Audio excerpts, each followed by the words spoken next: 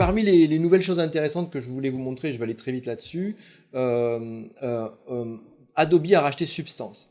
Substance, c'est une banque de données de matières très sophistiquées qui ont des options.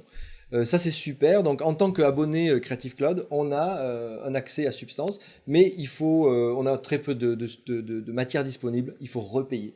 Je crois que c'est 30 de faut mémoire. repayer 30, 30 textures utilisées dans un mois. Voilà, donc De bon, mémoire. moi j'ai vraiment pas hésité, je m'en sers beaucoup, c'est vraiment très intéressant. Donc pour vous montrer rapidement ce que pourrait être une substance, c'est-à-dire que quand vous utilisez, alors je vais peut-être le faire sur un autre objet, au lieu d'avoir un objet, alors déjà pour ceux qui ne connaissent pas, voilà, les substances classiques, c'est j'ai un objet qui est en métal, j'ai un objet qui est en, alors je vais vous mettre un objet simple, hein, on va partir d'un objet simple. Voilà, j'ai un objet dont je vais diminuer la taille. Alors, fameux gizmo, les fameux petits carrés qui permettent de diminuer la taille des objets. Majuscule enfoncée pour pouvoir faire que la déformation se passe dans toutes les dimensions.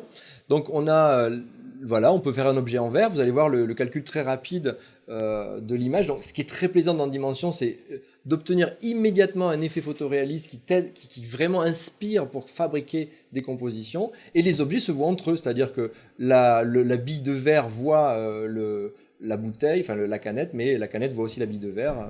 Et tout ça a des reflets communs, enfin, c'est vraiment très intéressant.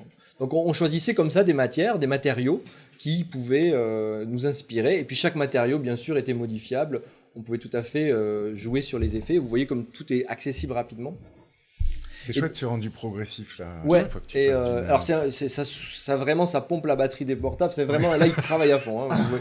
Là ça travaille très vite et vous avez des rendus. D'ailleurs si votre ordinateur peine, ici vous pouvez choisir un rendu moins efficace, mais qui permet d'aller plus vite.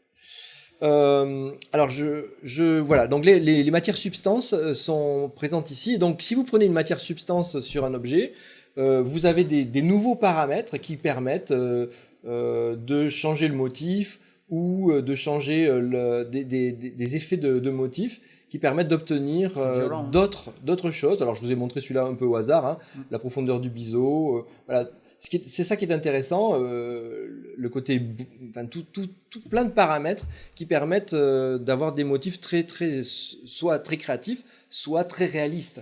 Donc j'avais fait des essais sur de la fausse argile ou de la fausse céramique, c'est vraiment très très efficace. Il faut savoir que Substance, donc c'est un abonnement à part. Donc je vais rapidement vous montrer le site web. Hop. Voilà. Et énormément de productions professionnelles utilisent les matières de Substance, ça c'est un gros produit. Hein. Voilà, donc absolument. Donc en fait Substance c'est les jeux, vous voyez de quoi je parle là.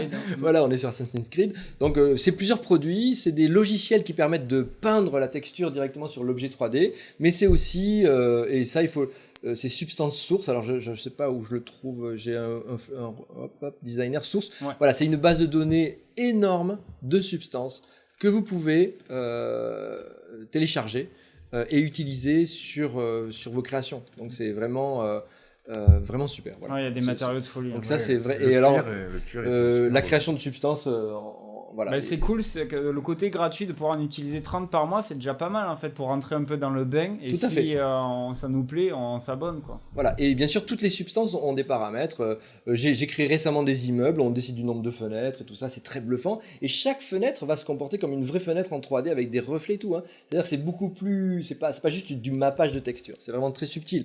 Quand il y a des matériaux comme ici des pavés, on a vraiment la profondeur et l'ombre dans le creux et tout ça, qui réagit à la lumière. Et pour finir,